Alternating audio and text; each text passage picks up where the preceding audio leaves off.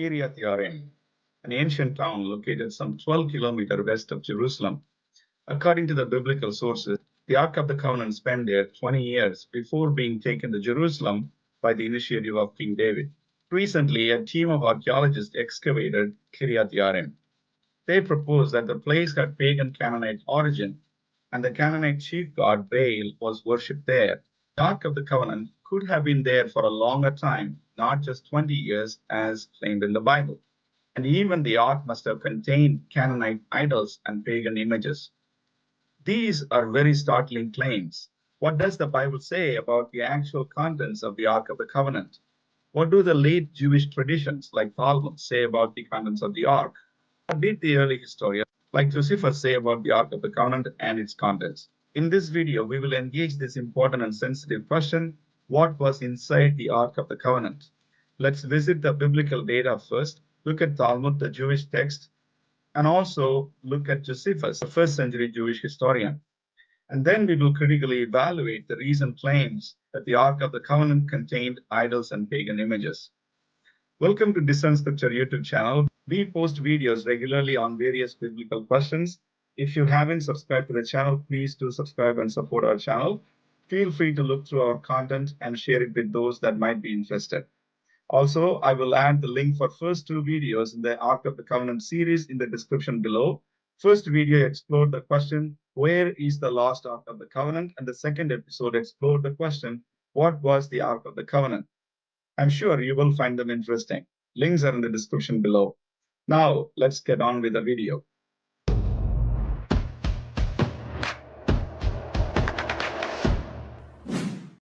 What was inside the Ark of the Covenant? A biblical overview. The Bible says that the Ark of the Covenant was a man-made object at the foot of Mount Sinai. It was very skillfully crafted by Bezalel, son of Hur from the tribe of Judah, following the instructions God gave to Moses on Mount Sinai. First, God instructed Moses to place the tablets of the covenant inside the ark. We see it in Exodus chapter 25, verse 16. Then, put in the ark the tablets of the covenant law, which I will give you. That is God instructing Moses. In Exodus chapter 40, verse 20, Moses fulfilled God's command. 20, he took the tablets of the covenant law and placed them in the ark, attached the poles to the ark, and put the atonement cover over it. We can understand that the first contents were the tablets on which God inscribed his 10 commandments. Second, during the wilderness wanderings, God provided manna miraculously to feed all the people of Israel. Moses told Aaron to keep a pot of manna before the Ark of the Covenant. We read about it in Exodus chapter 16, verses 33 and 34. So Moses said to Aaron, take a jar and put an omer of manna in it, then place it before the Lord to be kept for generations to come. As the Lord commanded Moses, so Aaron laid it up before the testimony to be kept. So we can see that the pot of manna was placed before the Ark of the Covenant. Next, after the rebellion of Korah, Aaron's budded rod was placed in front of the Ark of the Covenant according to God's instruction. Numbers chapter 17, verse 10 says this way, the Lord said to Moses, put back Aaron's staff in front of the Ark of the Covenant law to be kept as a sign to the rebellious. This will put an end to their grumbling against me so that they will not die. Also, according to Deuteronomy chapter 31, verse 26, the book of the law, the Torah scroll, was placed beside the Ark of the Covenant, along with a pot of manna and the staff of Aaron. Deuteronomy 31:26 says this way, take this book of the law and place it beside the Ark of the Covenant of the Lord your God. There it will remain as a witness against you. In the New Testament, in the Epistle of Hebrews, chapter 9, verse 4, refers to these three items as being in the Ark of the Covenant. This ark contained the gold jar of manna, Aaron's staff that had budded, and the stone tablets of the covenant. Though the Epistle of Hebrews was written during the first century, it refers to the Ark of the Covenant that was in the tabernacle of Moses during the wilderness wanderings of Israel. Now, during the time of King Solomon, the ark was transported and kept in the Holy of Holies of the grand temple that he had constructed. 1 Kings chapter 8, verse 9 says this way, There was nothing in the ark except the 2 tablets of stones that Moses had put there at Horeb. No mentioning of the golden pot of manna or the budded staff of Aaron. The expression nothing except, it points out that the ark was empty apart from these 2 stone tablets. 2 questions arise from comparing 1 Kings chapter 8 verse 9 and Hebrews chapter 9 verse 4. The first verse, that is 1 Kings 8:9, it claimed that only 2 stone tablets were present. The second verse claimed that it contained 3 things: the tablets, the pot of manna, and the rod of Aaron. Let's go over these questions one by one. Were the pot of manna, the rod of Aaron, and the book of the law inside or in front of the Ark of the Covenant? God's instruction in Exodus are quite clear. It says that place it before or in front of, lifanai in Hebrew. Based on the verses we see in Exodus, Numbers, and Deuteronomy, we can understand that these items were placed beside or in front of the Ark of the Covenant, just as the Lord had commanded. Let's think of the measurement of the Ark of the Covenant. The Ark of the Covenant had a length of about 2.5 cubits, roughly about 120 centimeters. A staff would measure normally 4 feet to 6 feet tall, which is about 120 to 180 centimeters. It would be hard to fit the entire staff inside the Ark of the Covenant. Besides, the Aaron's rod budded and produced almonds. So in the light of these observations, we can say that the rod was left beside the Ark of the Covenant in the Holy of Holies as the reminder of God's approval of Aaronic priesthood. So I'm inclined to think that they were placed along with the Ark or beside or in front of the Ark of the Covenant inside the Holy of Holies. Now, where did these items go during the time of King Solomon? It is generally believed that these items could have gone missing during the Philistine captivity of the Ark of the Covenant. Philistines kept the Ark for about 7 months. So some even suspect that the people of Beth Shemesh who looked into the Ark could have removed some of its items. In any case, we get the reference that only the stone tablets were present inside by the time Solomon moved it to the Jerusalem temple. However, I think these items could have been transported alongside and placed in front of the ark, just as it was done in the tabernacle. The writer of Hebrews could have referred to these items as being present in the Holy of Holies. In conclusion, it is entirely possible that the pot of manna and the Aaron's rod and the book of the law were near or beside the Ark of the Covenant, but not inside it. Also, some could argue that they were in the ark at one time, but subsequently removed either by the Philistines or by the people of Beth Shemesh. Only the stone tablets were in the ark at the time when King Solomon's temple was dedicated.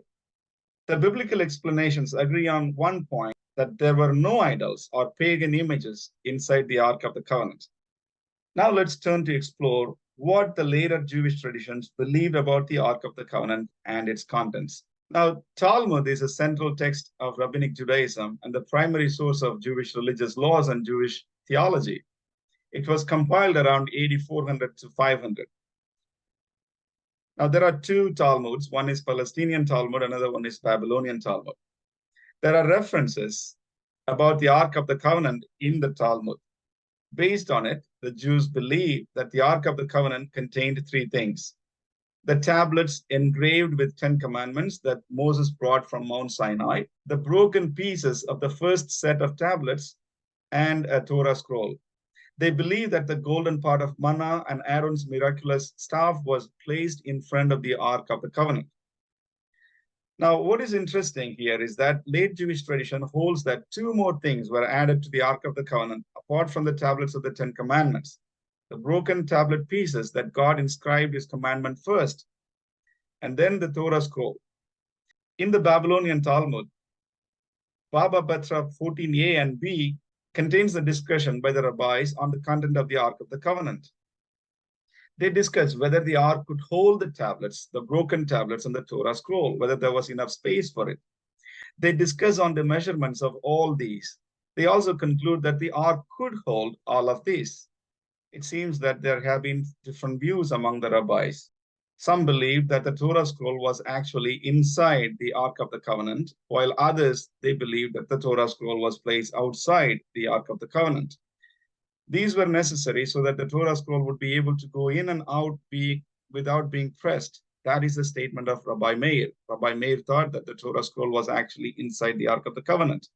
But other rabbis, based on Deuteronomy chapter 31, verse 26, they believe that it was kept alongside, not inside. Deuteronomy 31:26. Take this book of the law and put it in the side of the ark of the covenant of the Lord your God, that it may be there for a witness against thee. In summary, the Jewish traditions believe that the tablets containing the Ten Commandments and the broken tablets were inside the Ark of the Covenant. Regarding the Torah scroll, there is a bit of ambiguity. Some hold that it was inside the Ark, but others claim that it was beside the Ark. However, there is no reference whatsoever about the idols or pagan images inside the Ark of the Covenant. Moving on to Josephus, the Jewish historian. What does he say about the Ark of the Covenant? Flavius Josephus, the Jewish Roman historian who lived during the destruction of Jerusalem in AD 70 by the Romans, he wrote about the content of the Ark of the Covenant in his book, The Antiquity of Jews. This is what he says. In this ark, Moses put the two tables whereon the Ten Commandments were written, 5 upon each table, and 2.5 upon each side of them. And this ark he placed in the most holy place. Antiquities, Book 3, section 134. Josephus thinks that it is only 2 stone tablets that were present in the Ark of the Covenant, that 2.5 commandments were written on each side of the tablets. Perhaps he was writing these based on his reference from Exodus chapter 32, verse 15. Moses turned and went down the mountain with the 2 tablets of the covenant law in his hand. They were inscribed on both sides, front and back. But Josephus did not mention about the broken tablets or any other item being present inside the Ark of the Covenant. So we can understand that these came as a part of the later traditions. Josephus also did not entertain the possibility that there was idols present inside the Ark of the Covenant. Now let's turn to the important questions. Were there idols inside the Ark of the Covenant? Why do the recent scholarship begin to hold that Ark might have held pagan idols in it? In their 1997 book, Ark of the Covenant, The True Story of the Greatest Relic of Antiquity, Roderick Ryerson, Stuart Munro Hay think that the Ark of the Covenant contained the stone tablets and a meteorite stone, similar to the one present in Kaaba, the Muslim holy site. They speculate that Israelite might have considered the meteorite as a sacred stone. Most important, serious claim that Ark might have contained pagan idols or images came from 2017. In 2017, the article titled, "The Real Ark of the Covenant May Have Housed Pagan Gods." This article was published in Haaretz, an Israeli newspaper. It reported that at the ancient site of Kiryat Yarim, archaeological excavations were being done.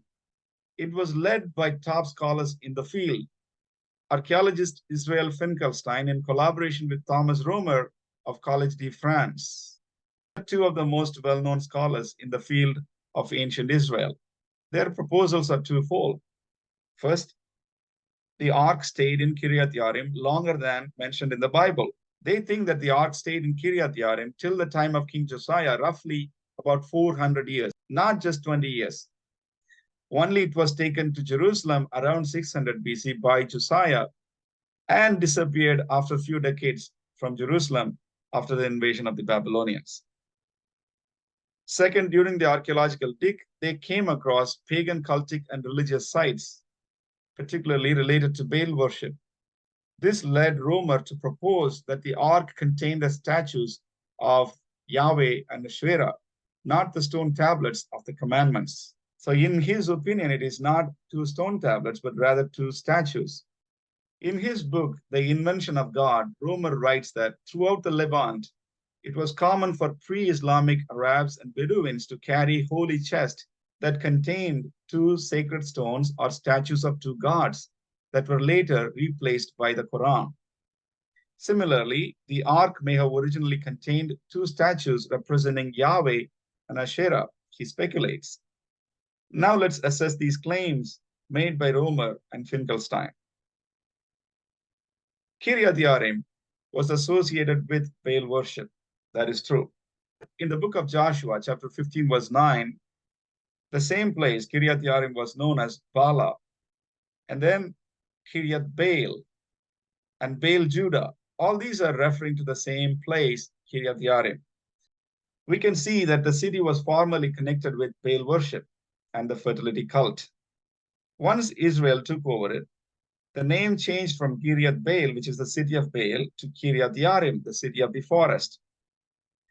See, if we follow the logic of Finkelstein and Romer, the entire Canaan was occupied by the host of tribes that worshipped other gods before the arrival and conquest of Israelites. So such a connection is not new, rather something that we have to expect. Second, the two scholars, Israel Finkelstein and Thomas Romer, did not find the Ark of the Covenant or its content. It is purely speculation to conclude that Ark contained pagan idols just because the town contained a pagan temple edifice. I also want to point out the revisionist approach of Finkelstein and Romer. It is important to note that today many archaeologists and biblical scholars do not accept the historicity of the biblical narratives. One of these archaeologists who denies the historicity of biblical narratives is Israel Finkelstein. Finkelstein denies that there is any historical evidence for the kingdom of David and Solomon as presented in the books of Samuel and Kings. So Romer and Finkelstein, they propose King Josiah as the one who moved the Ark of the Covenant to Jerusalem, not Solomon. So we need to be aware that these scholars approach the history of Israel from a revisionist point of view. And in Exodus chapter 32 and 33, Israelites received a strong rebuke from God when they made the idol, the golden calf. But the very next chapters explain about the construction of the tabernacle and the Ark of the Covenant. The Ark of the Covenant was not considered to be an idol, or its contents were not considered to be an idol. They were just symbols that were signifying something greater, something heavenly. Let's talk about the purpose of making an idol. Idols were made to be displayed, worshipped, shown loyalty, shown affection. But the Ark of the Covenant was not displayed. It was locked inside the Holy of Holies, the darkest part of the tabernacle or temple, with no one seeing it except the high priest for once a year for a brief moment. It defeats the purpose of making an idol. Why would someone go through all the trouble of making an idol, then hide it forever in dark chamber? That defeats the purpose of why idols were made or why idols were cast in the ancient times. The claim that the Ark of the Covenant contained idols, it lacks ancient traditional support. Biblical writers, both the Old Testament and the New Testament, ancient writers like Josephus from the 1st century and late Jewish rabbinic tradition, they all mention about the stone tablets, the manna pot, and the staff of Aaron, but no one mentioned that it contained any pagan idols or images. So the position of Finkelstein and Romer, it lacks historical validity, support from ancient traditions.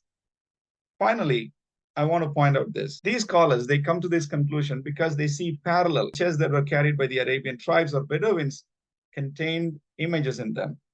So they theorize that the Israelites were polytheists just like these Arabian tribes.